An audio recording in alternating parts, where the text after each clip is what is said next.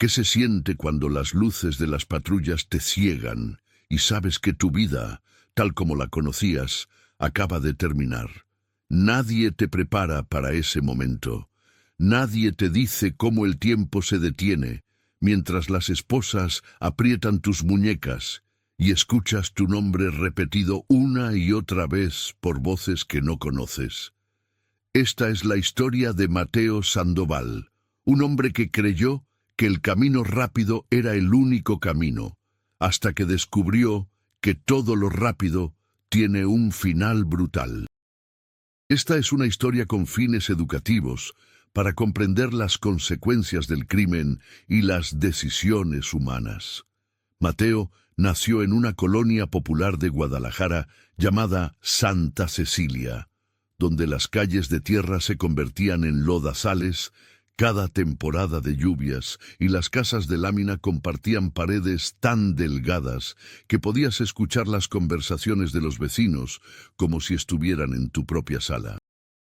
Era 1989 y su madre, Leticia, trabajaba doble turno en una fábrica de textiles, mientras su padre, un hombre que Mateo apenas recordaba, había desaparecido cuando él tenía 4 años.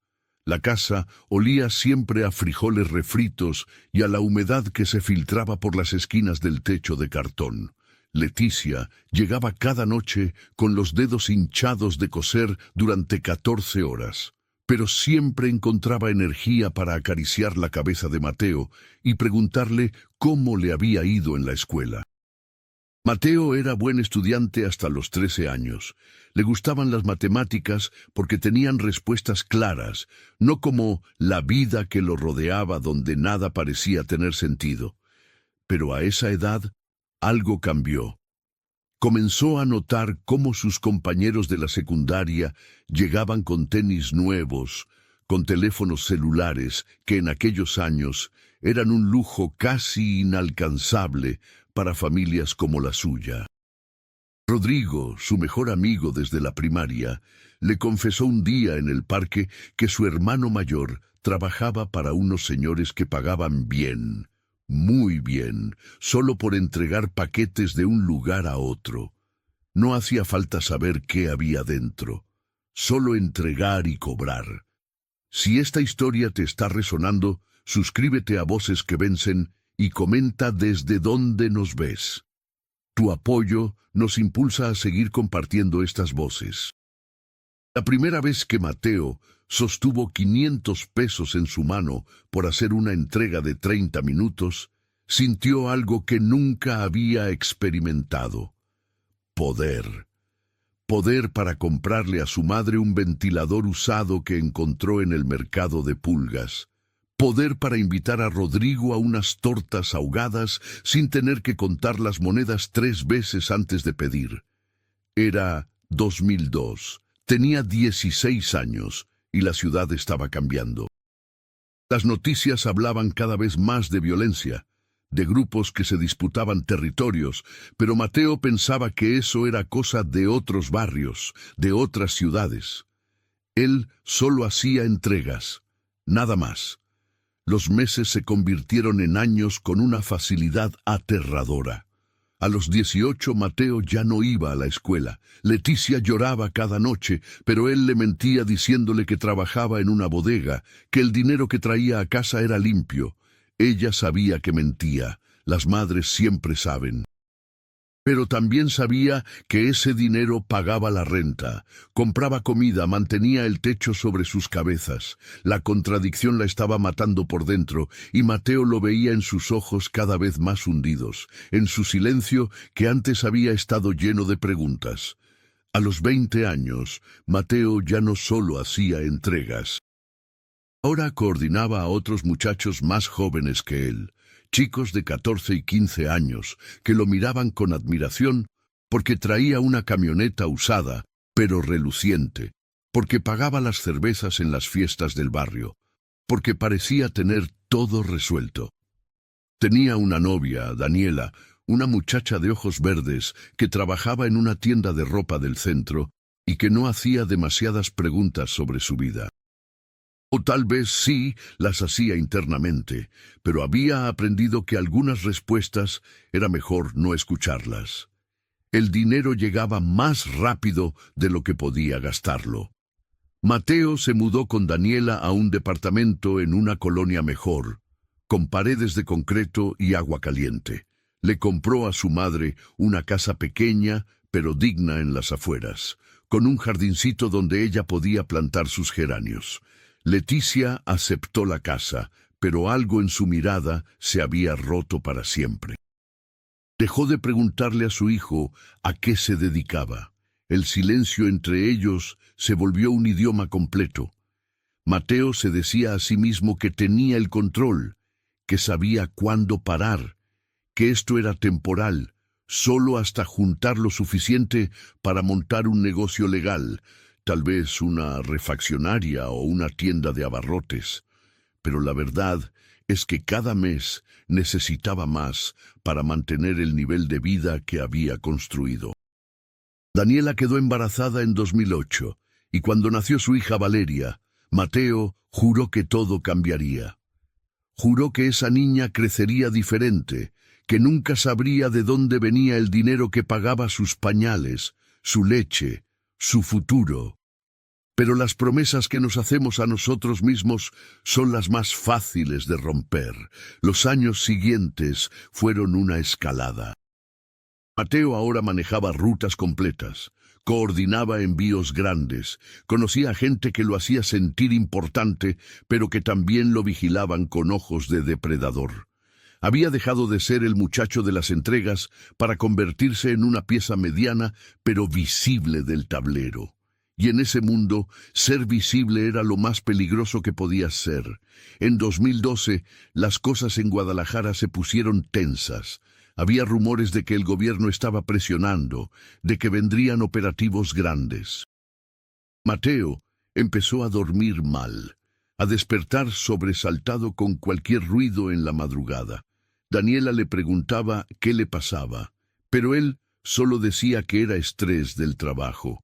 Valeria tenía 4 años y lo esperaba cada tarde con un dibujo nuevo, con historias del kinder, con una inocencia que le partía el alma cada vez que la miraba a los ojos. Una noche de julio, Mateo recibió una llamada. Tenía que coordinar un envío grande, el más grande que había manejado. La paga sería suficiente para retirarse, le dijeron. Suficiente para desaparecer, montar ese negocio legal, ser el papá que Valeria merecía. Era la última vez, se prometió, solo esta vez más. El 23 de julio de 2012, a las 11 de la noche, Mateo conducía por la carretera a Zapopan con 3 personas más en la camioneta.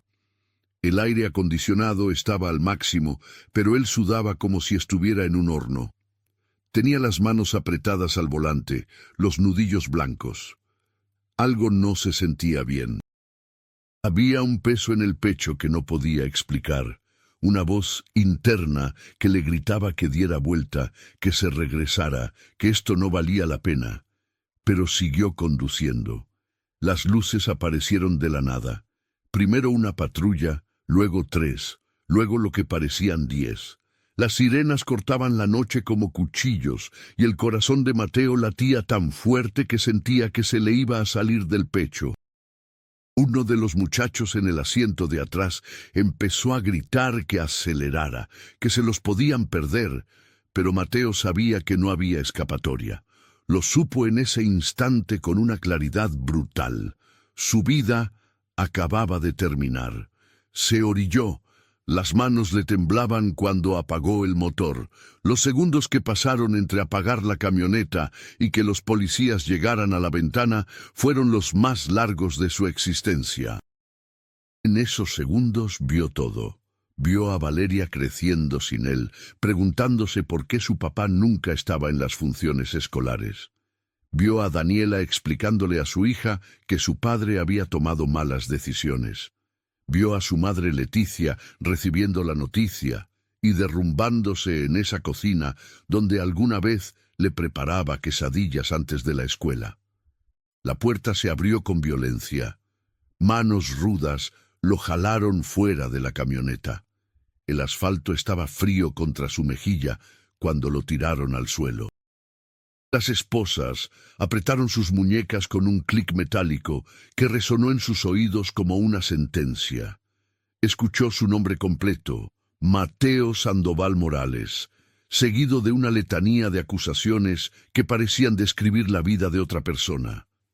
Pero era su vida. Era él. Lo que nadie te dice sobre el momento de la captura es el silencio interno. Afuera todo es caos. Voces gritando órdenes, radios crepitando, compañeros forcejeando, sirenas que no dejan de sonar. Pero adentro de tu cabeza hay un silencio tan profundo que puedes escuchar cómo se rompe cada parte de ti. Puedes escuchar cómo la imagen que tenías de ti mismo se hace pedazos y cae al suelo junto con tus sueños de ser mejor, de cambiar, de ser el padre que prometiste ser. En la patrulla camino a las oficinas de la Fiscalía, Mateo miró por la ventana. Guadalajara seguía viva. La gente caminaba por las calles, entraba y salía de las taquerías, reía en las esquinas. El mundo seguía girando como si nada, pero para él se había detenido por completo. Pensó en Daniela recibiendo la llamada en unas horas. Pensó en cómo explicaría esto a Valeria cuando tuviera edad de entender. Pensó en su madre y en cómo este golpe sería el que finalmente la quebraría. Las primeras 72 horas en los separos fueron un infierno de interrogatorios, de luces que nunca se apagaban, de comida que no podía tragar porque tenía el estómago cerrado. Los abogados de oficio le explicaban cosas con términos legales que no entendía. Hablaban de años, de agravantes, de evidencias en su contra que parecían interminables. Mateo firmaba papeles sin leer, contestaba preguntas como autómata. Estaba ahí, pero no estaba. Su mente seguía en esa carretera de Zapopan, en el momento antes de que las luces lo alcanzaran, preguntándose qué hubiera pasado si hubiera dado vuelta. Daniela lo visitó una vez en el reclusorio. Llevó a Valeria, que tenía miedo de ese lugar lleno de rejas y guardias con caras serias. La niña se aferró a la pierna de su madre y no quiso acercarse cuando Mateo la llamó. Ese rechazo dolió más que las esposas, más que la celda fría, más que saber que pasaría los próximos 15 años de su vida encerrado. Ver a su hija tenerle miedo fue el momento en que entendió realmente lo que había perdido. Daniela no dijo mucho, solo que necesitaba tiempo para pensar, que tenía que proteger a Valeria, que no sabía si podría seguir visitándolo. Mateo no la culpó. ¿Cómo podría? Él había destruido todo lo que habían construido juntos. Había elegido el dinero rápido sobre la familia. Había elegido la mentira sobre la verdad. Y ahora las consecuencias lo aplastaban con un peso que apenas podía soportar. Los primeros meses en prisión fueron de supervivencia pura. Mateo aprendió rápido las reglas no escritas. Con quién hablar, con quién no, dónde pararte en el patio, cómo caminar sin mostrar miedo, pero sin retar a nadie. Compartía celda con otros 5 hombres, todos con historias similares, todos convencidos alguna vez de que eran más listos que el sistema, de que no los atraparían. Las noches eran lo peor. En la oscuridad de la celda, con los ronquidos de sus compañeros y el olor a humedad y cuerpos sin lavar, Mateo repasaba su vida como una película en loop. Veía cada decisión que lo había llevado ahí. La primera entrega a los 16, la mentira a su madre, el momento en que dejó la escuela, cada bifurcación donde pudo haber elegido diferente y no lo hizo. Si conoces a alguien que necesita esta historia, compártela. Juntos podemos inspirar a más personas. Un día, en el taller de carpintería donde lo habían asignado a trabajar, conoció a Octavio, un hombre de 50 y tantos años que llevaba 12 dentro. Octavio tenía una calma que contrastaba con la tensión constante del reclusorio. Trabajaba la madera con manos expertas, creando pequeñas figuras que luego vendía a través de un programa de reinserción. Un día, mientras lijaban unas tablas juntos, Octavio le preguntó directamente: ¿Ya dejaste de sentir lástima por ti mismo? La pregunta tomó a Mateo por sorpresa. Nadie le había hablado así. Octavio continuó sin esperar respuesta, porque puedes pasar estos años odiándote, o puedes usarlos para convertirte en alguien diferente, pero tienes que elegir. Nadie va a hacerlo por ti. Esas palabras se clavaron en Mateo como astillas. Durante semanas las pensó. ¿Qué estaba haciendo realmente con su tiempo? Dormía mal, comía poco, vagaba por el patio como zombi.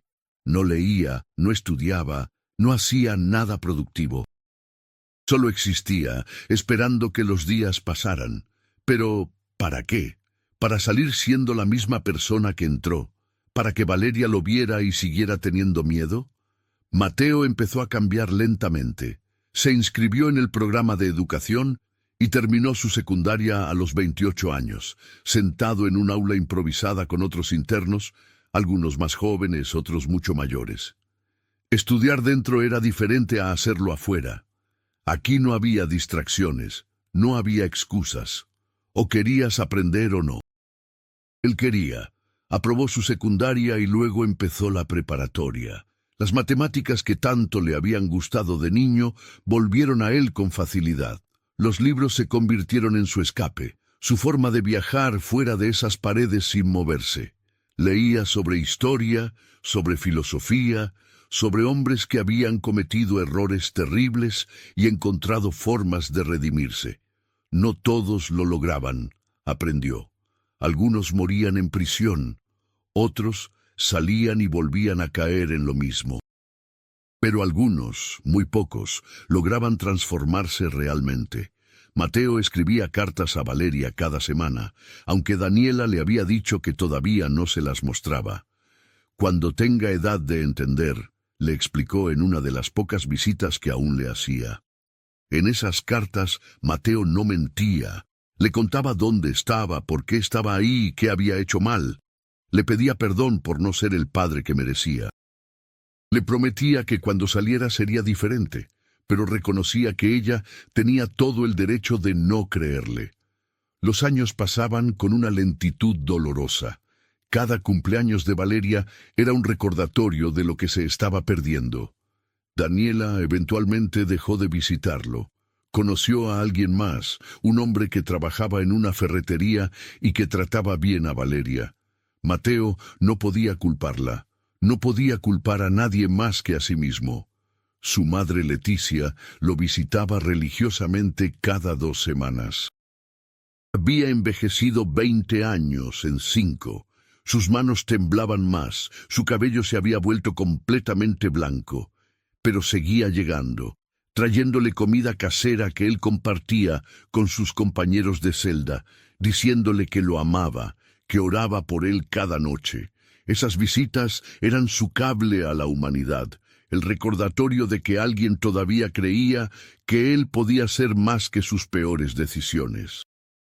A los 32 años, Mateo había terminado su preparatoria y estaba tomando cursos de carpintería avanzada. Las figuras que creaba se vendían en ferias de artesanías organizadas por ONGs que trabajaban con población carcelaria. Era poco dinero, pero era dinero honesto. Por primera vez en años ganaba algo sin mentir, sin esconderse, sin destruir vidas. Octavio se convirtió en su mentor no oficial.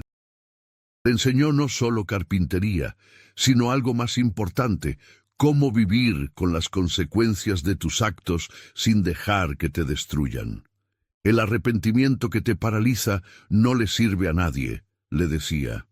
El arrepentimiento que te impulsa a cambiar, ese sí tiene valor. Mateo empezó a participar en los círculos de diálogo del reclusorio, donde internos compartían sus historias con jóvenes que venían de escuelas y centros comunitarios. Al principio le costaba hablar. Le daba vergüenza admitir frente a muchachos de 15 o 16 años que él había sido como ellos, que había tomado las decisiones equivocadas, que había perdido todo. Pero con el tiempo encontró su voz. Les contaba sin adornos. Les decía cómo se sentía tener las esposas en las muñecas. Les describía el sonido de la puerta de la celda cerrándose la primera noche. Les hablaba del miedo constante, de la soledad, de cómo las llamadas telefónicas de 2 minutos con tu familia se convertían en lo único que esperabas cada semana. Les mostraba las fotos de Valeria que guardaba bajo su almohada, una niña que crecía sin él, que ya no lo llamaba papá. Algunos de esos muchachos lo escuchaban realmente. Otros solo cumplían con estar ahí porque su escuela o su programa social los obligaba. Pero Mateo había aprendido que no podía controlar eso. Solo podía decir su verdad y esperar que alguien la escuchara antes de que fuera demasiado tarde para ellos. En 2019, después de 7 años dentro, Mateo recibió una carta diferente. Era de Valeria. Tenía 11 años y su mamá finalmente le había dado todas las cartas que él había escrito. La carta era corta, escrita con caligrafía infantil pero clara. Hola, leí tus cartas. Todavía no sé si quiero conocerte cuando salgas, pero quiero que sepas que no te odio. Mamá dice que la gente puede cambiar si realmente quiere. Espero que tú sí quieras. Mateo lloró esa noche de una forma que no había llorado desde su captura. No eran lágrimas de autocompasión, sino de algo más complejo. Gratitud de que su hija no lo odiara. Dolor por todo el tiempo perdido, esperanza de que tal vez, solo tal vez, pudiera algún día recuperar, aunque fuera una fracción de lo que había destruido. Los últimos años de su sentencia los dedicó a prepararse para la salida. Tomó todos los cursos disponibles: computación básica, administración de pequeños negocios, control de adicciones, aunque él nunca había sido adicto a drogas, técnicas de empleabilidad. Sabía que salir con antecedentes penales significaba que la mayoría de las puertas estarían cerradas, pero algunas, muy pocas, podrían estar entreabiertas si él demostraba ser diferente. Octavio salió 6 meses antes que Mateo. Se despidieron con un abrazo fuerte en el patio. No lo desperdicies, le dijo Octavio. Tienes una segunda oportunidad que muchos no tienen. No la desperdicies. Mateo prometió que no lo haría. El 15 de marzo de 2024, después de 12 años dentro por buena conducta y participación en programas de reinserción, Mateo Sandoval salió del reclusorio preventivo de Puente Grande. Tenía 38 años. Su madre Leticia lo esperaba afuera, más pequeña y frágil que nunca, pero con una sonrisa que iluminó la mañana gris.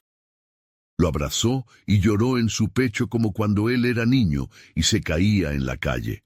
El mundo había cambiado.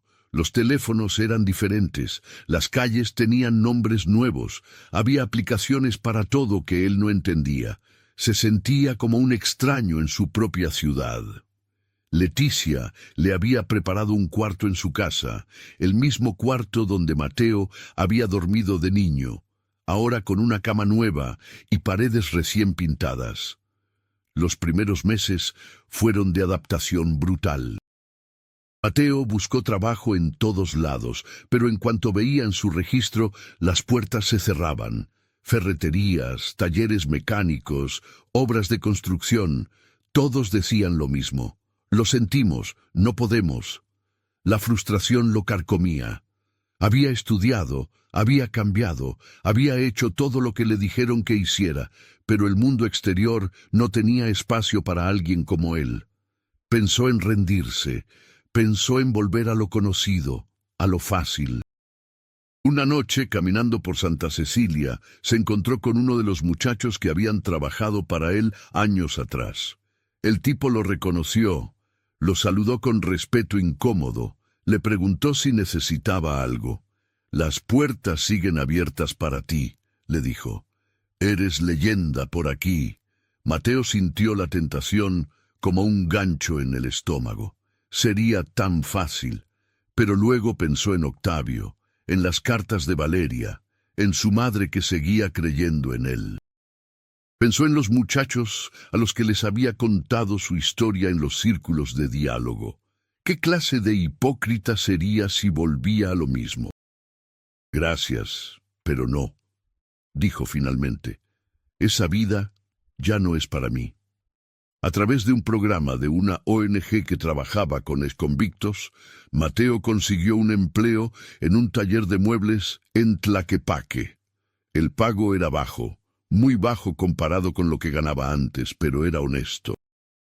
Cada peso que recibía podía gastarlo sin mirar sobre su hombro, sin mentirle a nadie sobre su origen. Trabajaba de sol a sol, lijando, cortando, ensamblando. Sus manos, que alguna vez contaron fajos de billetes manchados, ahora olían a barniz y a serrín. Después de 6 meses de trabajo constante, Mateo le pidió a Daniela que le permitiera ver a Valeria.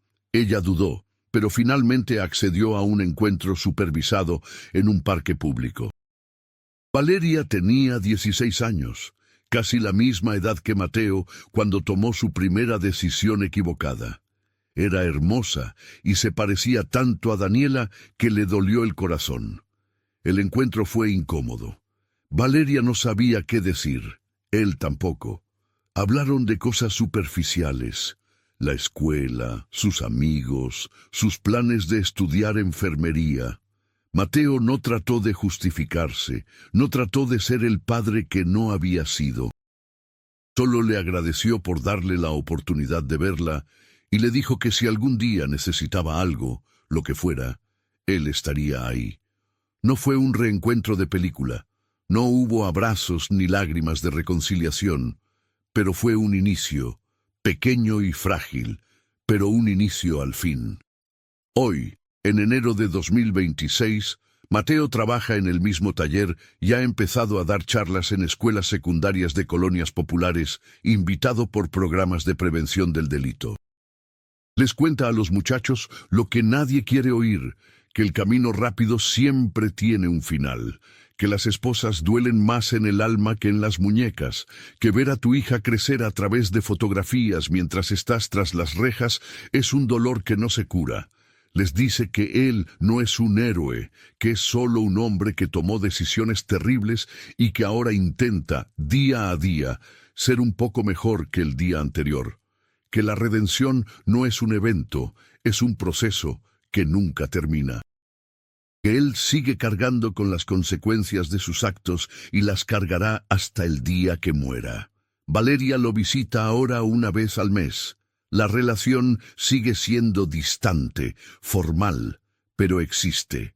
Ella le ha presentado a su novio, un muchacho que estudia mecánica automotriz y que trata a Mateo con respeto cauteloso.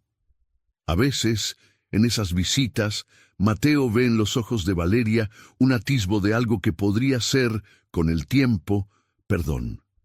Su madre Leticia murió 6 meses después de que él salió. Había aguantado hasta verlo libre, hasta saber que su hijo había elegido un camino diferente. En su funeral, Mateo cargó el ataúd con sus hermanos ausentes todos esos años, y supo que ella se había ido en paz, sabiendo que al menos una de sus oraciones había sido respondida. El camino de Mateo no termina en éxito rotundo ni en riqueza recuperada. Termina en un taller que huele a madera, en charlas a muchachos que probablemente no lo escuchen, en comidas solitarias en el cuarto que su madre le preparó, pero también termina en la libertad de caminar por la calle sin mirar sobre el hombro, en el orgullo pequeño pero real de un trabajo honesto, en la posibilidad, solo la posibilidad, de algún día recuperar parte de lo que destruyó. Porque al final, lo que nadie te dice sobre el día que te atrapan es que ese no es el final de tu historia. Es apenas el principio de entender lo que realmente perdiste y la decisión más importante de tu vida. si vas a dejar que ese día te defina para siempre, o si vas a usar cada día que te queda para construir algo diferente sobre las ruinas de lo que fuiste.